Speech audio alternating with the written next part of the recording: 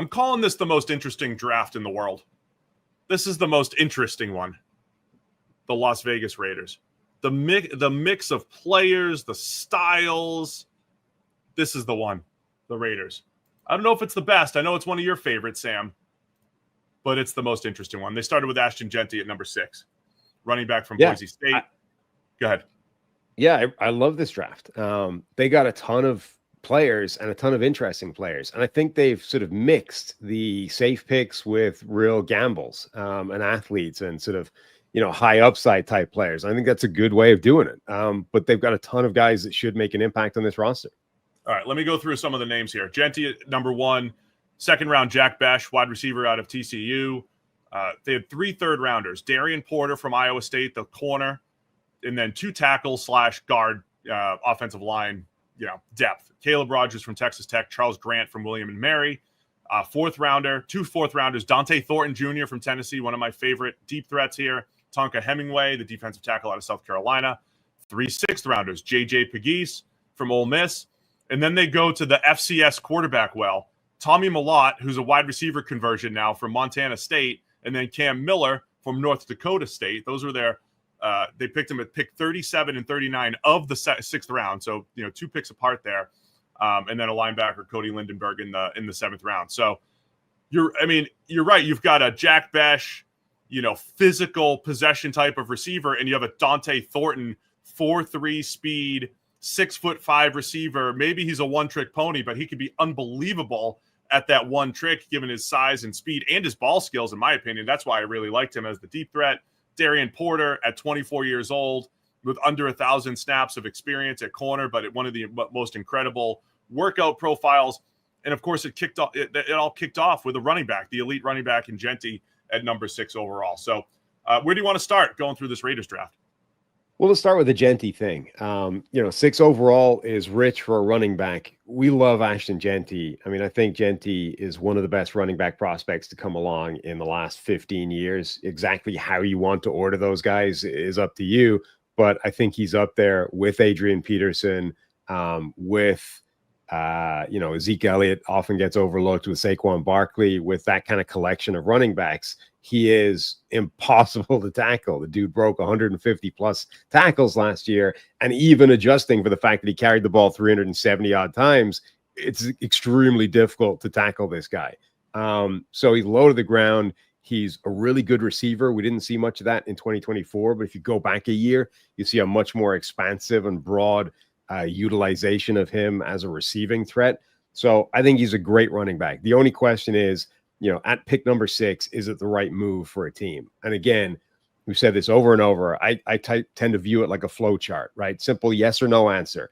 Do you have a running game already that can support a running back? Yes or no? I think the Raiders, you can argue, yes, it's close. The line has been rebuilding in the right direction.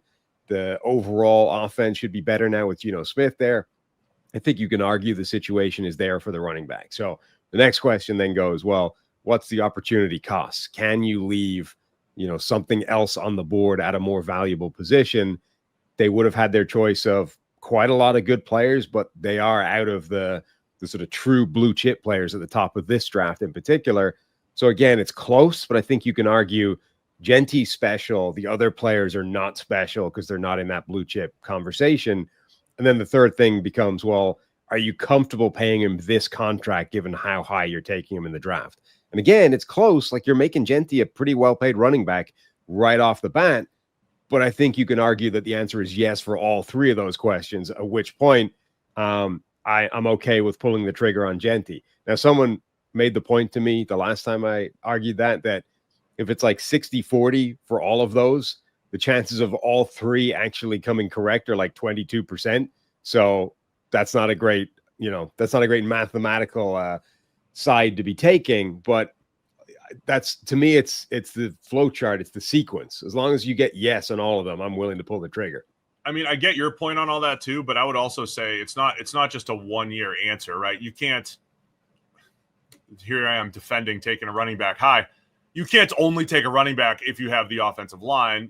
Theoretically, a year from now, if the offensive line's an issue this year and Alex Kappa doesn't bounce back from a rough year with the Bengals, and DJ Glaze, he's inexperienced at right tackle. He's only got a few games under his belt if he doesn't develop, and you just do what the Bears did, right? You could still build the offensive line a year from now. Do what the Bears did. You had 3 starters in the offseason, say, and then the Genty pick looks fine. I mean, there's also this world where it's like he's just so good, we're going to take him. We're not saying he's going to fix our running game in year 1, but I'd rather take this blue chip running back that's the best, one of the best of the last 10 years, and we'll continue to just build this team. But we have to get this guy on our team. That's also part of the discussion with Genty. The risk is, though, that you just never actually achieve it, and you end up with Saquon Barkley on the Giants, right? Like the Giants may have made that call. We're gonna take the special running back, and then we'll fix the other stuff around him later, and then they just never did. So Saquon Barkley's Giants career was effectively wasted. And then he goes to Philadelphia, and it's like, oh, hey, remember, this guy's MVP level if you put a line in front of him. Here's the other thing I'll say, though, too.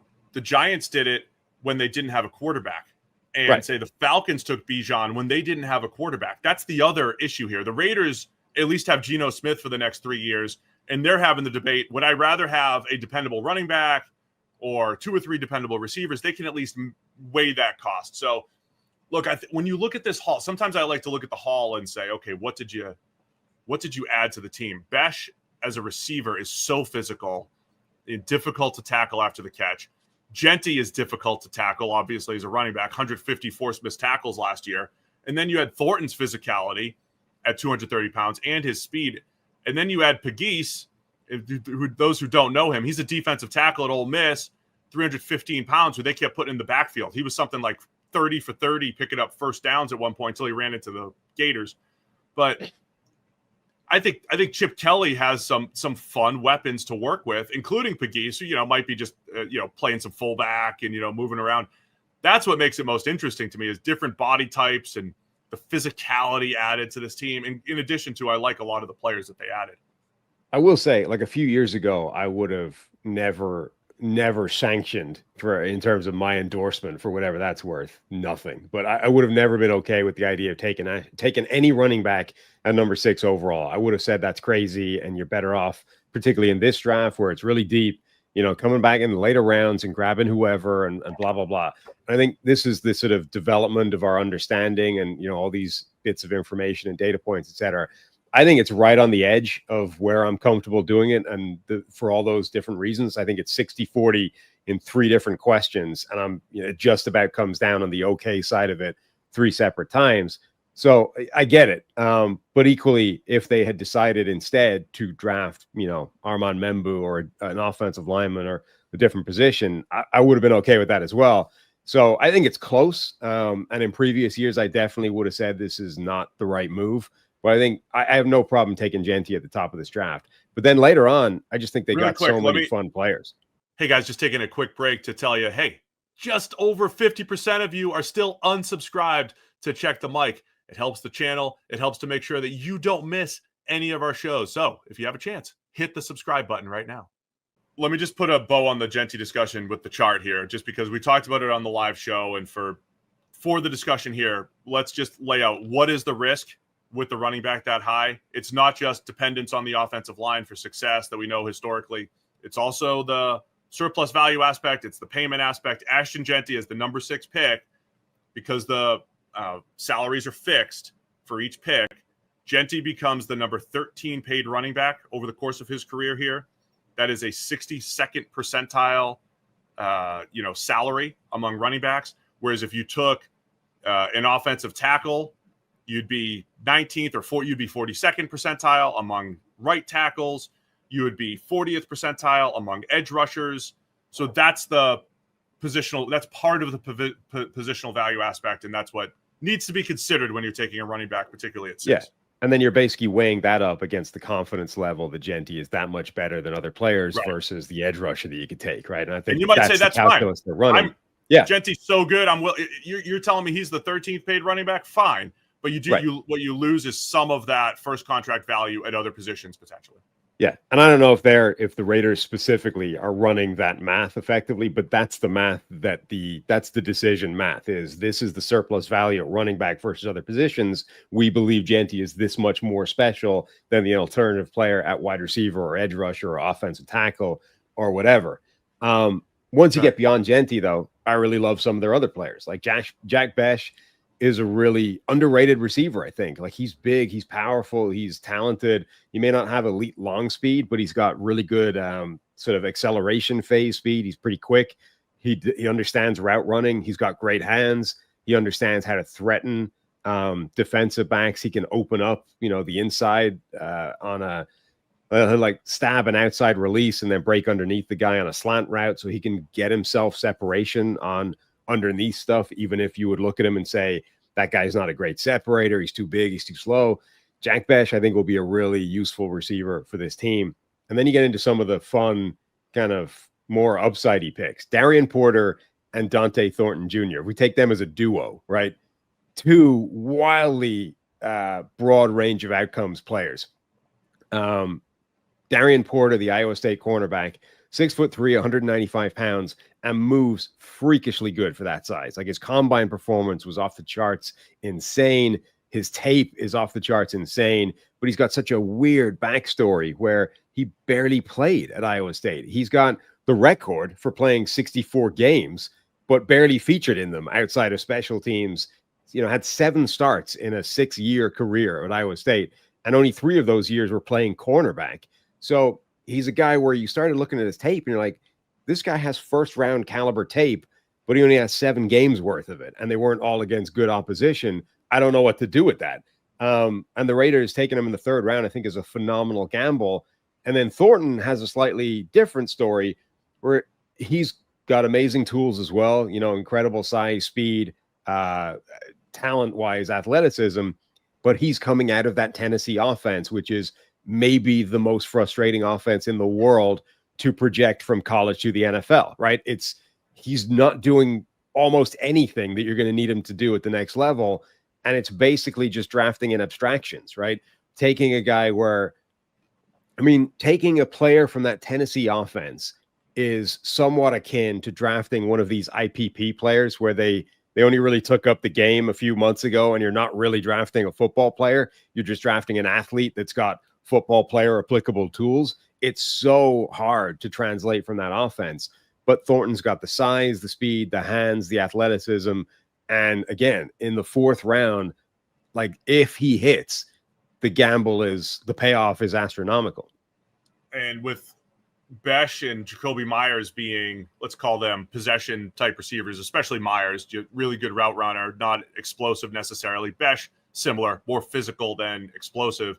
The speed of Trey Tucker already on the roster, Thornton, who they add, and then Tommy Mellott, the sub 4.4, former quarterback wide receiver conversion. Interesting mix there for the Raiders. Porter has a path to the field at corner too. They've got one of the worst cornerback situations in the NFL. I still wonder if there's like a Jalen Ramsey trade to be had at some point, which would be great. If you got him as a starter for a year or two to go with Porter, competing with Eric Stokes, Jacorian Bennett, DeCameron Richardson. It's not a great group there. Darnay Holmes is as well. So I think Porter has a chance to compete to start right away for the Raiders. Go ahead. The FCS, those guys were both in the FCS title game, right? They scouted the FCS title game. We'll have both, please. We'll take both of those guys. One will stay at quarterback. Right. And then Caleb Rogers, he's played both tackle and guard throughout his career.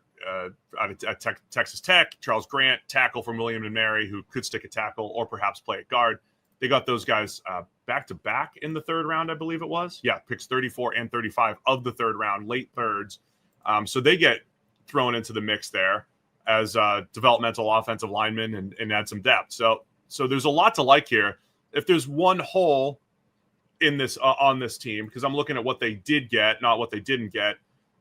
The defensive tackles they got late, Tonka Hemingway, JJ Pegues, if they could be part of the defensive tackle rotation, that's great. I still, in this draft, if they had gotten another defensive lineman or two a little bit higher, may have felt a little bit better or different. But I'm not arguing with the players that they got at the positions that they got them. So I think they added depth, and I think they added some potentially impact starters up and down the roster, and what I would consider a role player in Dante Thornton, who could be exceptional at the deep threat role. My favorite deep threat ever in this draft. Now, maybe ever.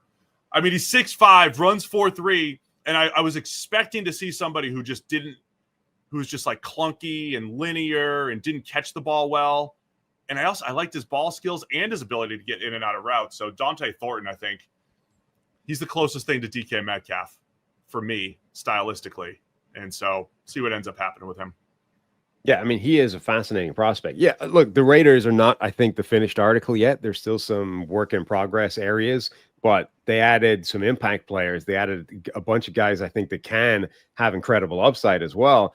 And, you know, you can paint a picture in particular on the offense where it is now a fascinating group of players. Geno Smith has been a really high-level player outside of the red zone for the last couple of years.